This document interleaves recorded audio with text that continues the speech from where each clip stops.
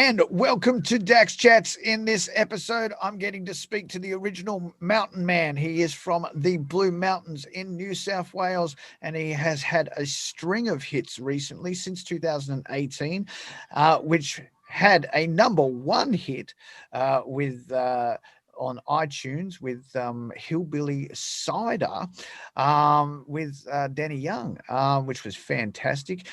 He's just had another track on the Music Network charts called Stay a While, and that peaked at number 14 and stayed there for 12 weeks. And he's just brought out a brand new track. It's called Archibald Hotel. And today, Dax Chats with Jed Zarb. And here he is. G'day, Jed. G'day, Dax. How you going? I'm doing well, mate. How are you? Yeah, really good. What a pleasure and an honour to finally meet you, mate. Well, thank you very much. Thank you. It's been a long time coming, and I'm glad we finally got there. Yes. So tell me all about you've had a run of success of recent times, but your history goes back a lot longer than these recent single releases and the Mountain Man extended play EP. Yes, it does. Yeah, look, I've always been a player, since my school days and even through my Air Force days, was playing in bands, and it wasn't until '94 that I got out of the Air Force and went full time as a performing artist, as a musician in bands and things. And late '90s, and started to sort of really dig the country thing and started writing a lot of songs. And then sort of life got in the way a little bit, and as it does. But I never stopped performing. I ended up a single parent in 2001, and sort of put all the songwriting and recording aside and just went on to making my income playing pub gigs and weddings and God knows what else, one man, one guitar and a bit of saxophone, and just go and light up the audiences around town. And I was pretty lucky in that. Sort of got to perform 5 nights a week for many years, and it was awesome because it went really well hand in hand with being home before and after school. And then it wasn't until 2018 till Hillbilly Cider came out. That was just after my youngest son left home, and I was free to the world again and free to indulge in the creative space, and I think at that point I wanted to just start fresh. So I all the hundreds of songs I've written over the last 30 years, I put them in a folder and I put them away. And I just started writing fresh songs that were relevant to me now and relevant to a journey, basically, that people can come along with. Now let's talk about Hillbilly Cider, because that obviously it wasn't the debut single from this EP, but that was it was the pinnacle because it hit number one on the iTunes charts on release day, which is fantastic. So how did you feel about that, and what was the story behind the track? Well, yeah. So as you just said, it was my second release. Mountain Man was my first release, and being a brand new artist, or as far as the industry was concerned, a brand new artist, I didn't want to release Hillbilly Cider first because I thought that it just might not hit an audience. So I did put Mountain Man up first, and that was kind of cool because that sort of put me on the map and really set me up for Hillbilly Cider, because I knew Hillbilly Cider was a cracker song. Absolutely. It's not often, as an artist, as you would know, Dax, it's not often that you can actually look at one of your own songs and go, that's going to work. Because I think you get too close to them. You do. But Hillbilly, because it had a little bit more than just me in it, with Danny and Pixie really, really starring in it, then that I knew somehow that it was going to be a good one. But I never expected like number one iTunes and then going to number one all over the country on all the independent charts. That just blew me away. So and that was really the indicator for me to just say, well, what I'm doing is working. Let's keep doing it. You know, You're in the right place. Exactly. Absolutely. So that's a big So deal anyway. so there so that was a huge success, and that started you on this huge journey. Um, you do have a couple of others, but the latest one before the new one was called Stay a While. And yep, and that was on the Music Network charts and peaked at number 14. And that in itself is another huge success. I was blown away. I didn't know. So again, you know, you look at your songs and you've just got no idea how they're going to be received. And from a studio point of view and a self-producer point of view, that didn't hit the mark that I was hoping for in production. There was something about that song that I wanted bigger from. I wanted, like in the production sense, I wanted more from. And I milked everything out of that song I could, production, but it still sort of left me feeling a little bit flat as its writer and producer. So for it to go out into the world and get picked up on the commercial stations and put up on high rotation on ABC radio, thanks ABC. Yeah. You know, wow. I was absolutely blown away. You couldn't have blown me down with a feather. I swear, I was just like, you serious? You what? Yeah. So, and I feel the same way, because, you know, when you look at, you know, independent artists, thinking, you know, not many of them crack that commercial market, you know. And when I do watch those Music Network charts every week, and when I kept seeing your name there, I'm like, wow, you know. And it kept going up and kept going up and kept going up and hit number 14. I'm like, good on you, pal. You know. Well, don't we all root for each other, the independents, like we do, and it is an honour to be recognised by the greater, you know, commercial industry, because we do everything ourselves as independent artists. We, you know, we fund everything. We replicate the record company machine from a little desk. Yep. You know, we try to be our own managers, our own publicists, our own sound engineers, our own everything. Yep. Even rebuild our own guitars. You know? And we do everything, and we don't have, you know, that kind of machine behind us. So it's just confirmation that you're doing some things right, and just gives you the confidence to just keep going, you know, and see where it ends up.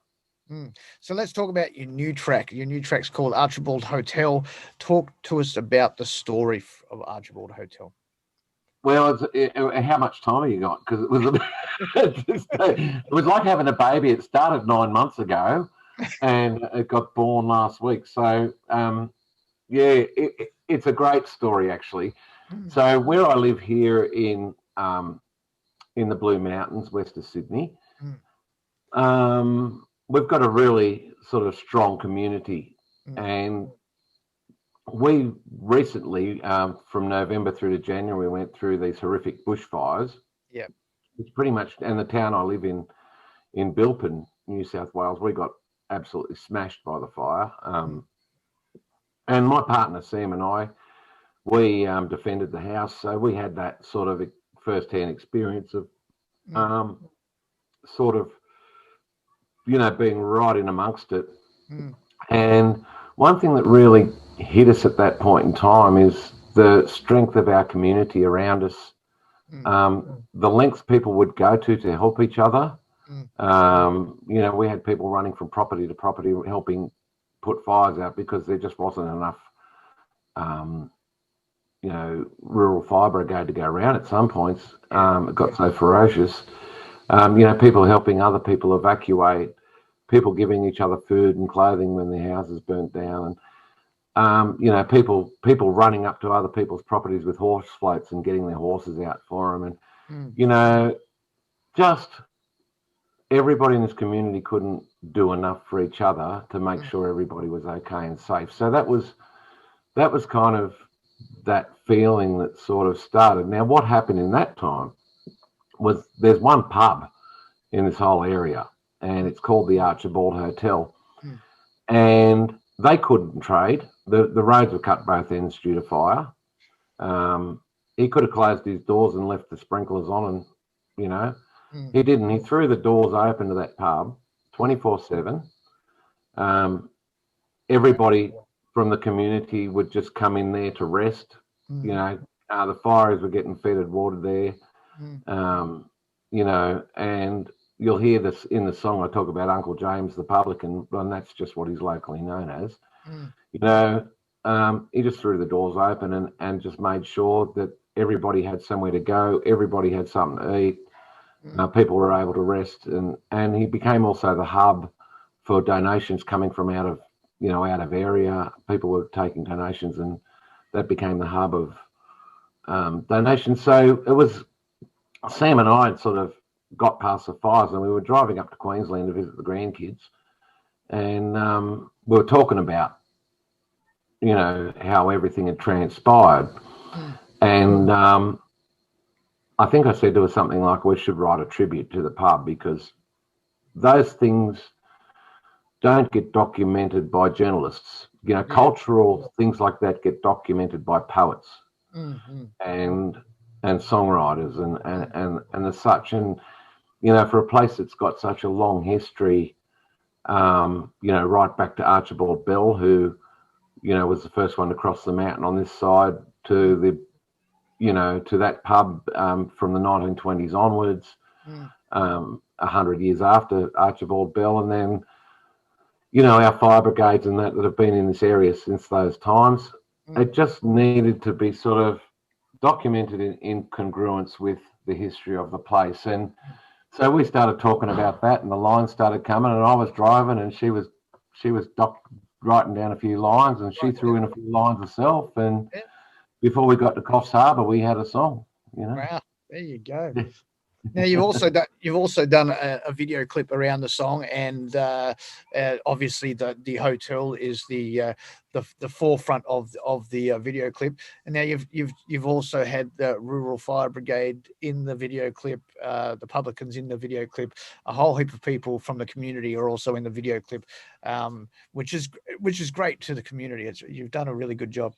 Well, it is, and that's what it is. It remains a tribute to the hotel and the community that is part of that. You know, I mean, the pub is just part of the community, but they became the hub.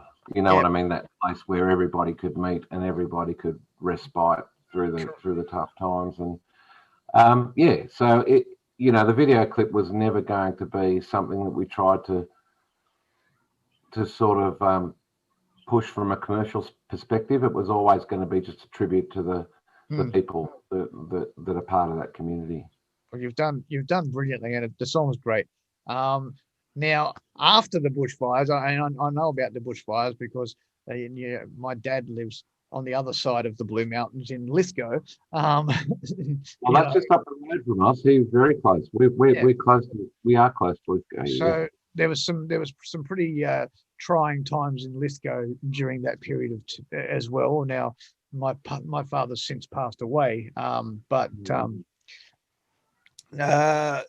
after that all happened, then we had the worst shock in the world. We had COVID, a pandemic that's taken over the world, and if you've gone from over 2,500 shows to 0 shows. How have you been coping with that? Well, it is. I've done 2,500 career solo gigs, probably more now. Yeah. And that was only since 2001. Before that, I was playing in bands, and there's probably quite a few hundred gigs that I did between, you know, the time I was 17 and the time I was, you know, 27. So it's the longest time in 30 years of playing music live that I haven't had a gig, so if that makes any sense. So since the time I was probably 18 years old, right up until COVID hit, I don't think I've had a period of more than maybe a month or two without a gig, you know, in the worst of times in that period. So, it's a whole new world. It really is. And trying to adapt to a whole new routine and create new routines and trying to remain current, you know, trying to pick up. So yeah, that's the question I have, because, you have performed, locally, internationally, Solomon Islands. I read your bio. So you've traveled extensively, you've toured extensively, and how do you now keep current in a climate where, as we were talking off screen, we don't make money out of, digital downloads. We don't make money out of streaming. We don't make, the only way we can make money from it is to do live performances. And now we don't have that option. How do you stay current in this climate? What do you do?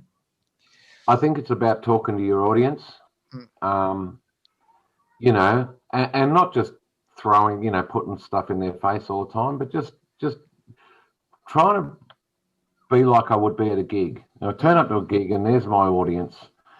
Sometimes I'll sing to them. Sometimes in a break I'll go and sit and talk to them and talk about any subject there is. And at different times, tell them I've got a CD out, but I'm trying to replicate what I would say and how I would interact with an audience if I was there playing to them through all the social media things that you can do, and just trying to remain in touch, and as far as relevance goes with the industry, the only thing we can do is dig deep and just keep finding, scratching together the money to keep the releases happening. To the main objective for me at the moment, Dax, is just to remain relevant on radio and relevant in the charts and relevant so that when festivals do come back, you haven't fallen into oblivion. Yeah, no, they Jed who? That's right. Yeah. Hillbilly what? Yeah. That's right. I totally get that. And I mean, as we were speaking off screen, like that's a huge issue for me, staying relevant, because I'm an Australian performing artist, but I don't perform because I'm in China. So Is there people in China like country music? I mean, do they get behind any kind of Western music at all culturally, or is that something? Yeah. There's a huge market for Western music here, and so what we're working towards right now is to make this country music and more so independent country music more visible in China. So and it is getting a bit of a response, but we're still pushing for a better response. Yeah, wow. Yeah, big job for you, Dax. There's no one else flying the flag over there that I know. No, there's not. That's exactly right. And I'm always up for a challenge. Yeah, we'll just, you know what I mean? That's the biggest challenge I think anybody can take up, is go to a country of billions of people and introduce some Western culture and Australian culture to them. It's that's exactly what it is. And it is, country music is a culture, and it's a cultural service that I'm providing to China. You should be paid handsomely by our government. That's what should be happening, Dax. You're an ambassador. You tell Scott Morrison that. Oh, mate, if I ever pin him down for a chat, and I mean pin him down, I'll tell him. Yeah, for sure. Well, it's been fantastic speaking to you, and all the success with the new EP, which is called Mountain Man Extended Play. Extended play, Sorry to sort of waffle on a little bit to you and your listeners, Dax, but the first thing I put out was a vinyl single. Yep, that's right. Side A, side B, and an extended play an EP was always called an extended play because of the vinyl single. Correct. So it's a genuine extended play. There was a vinyl single out previous to that. It is, and I do believe that people can go to your website and they can actually get framed vinyl CDs. They can get either the framed ones or just the copy. If you don't have a lot of money, I can send you one for about $20 plus postage and handling, which is the original Hillbilly Cider and Mountain Man vinyl. Yeah, Mountain Man was the B-side. There you go. Oh, yeah. How cool is that? All right, man. Well, thank you very much for your time. It's been a pleasure talking to you, and I'm sure we will be doing it again. Dax, thank you, and thanks for everything you do for independent artists. No problem, man. All right, that was Jed Zarb, and his brand new song is called The Archibald Hotel, and it is playing on the Country Thunder Network. You can go to our website, which is right up there, countrythunder.com.au. You can request it on the player and it will automatically jump into the playlist, and you can listen to it while you're listening to whatever's playing. And you can also vote for it in the Country Thunder 20. The voting form is at the top of the page. Until next time, this is DJ Dax. You've been watching Dax Chats, which is proudly supported by Neon Horse in Stanhope, Victoria. Bye for now.